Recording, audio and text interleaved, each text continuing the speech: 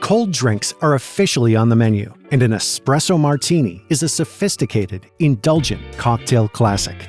As with any coffee style, always use freshly roasted beans, which is essential for getting the full flavor potential.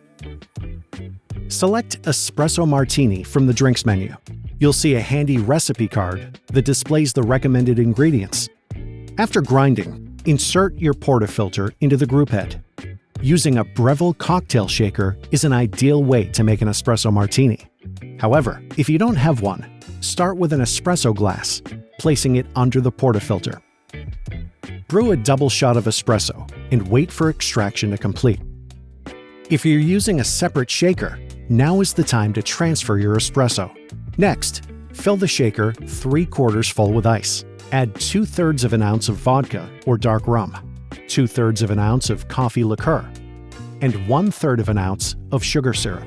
Secure the lid firmly and shake vigorously, around 10 to 15 seconds, before serving into a martini glass. Garnish with a few coffee beans to serve. Now, all you need to do is enjoy. Experience cafe-quality cold drinks made easy with Breville.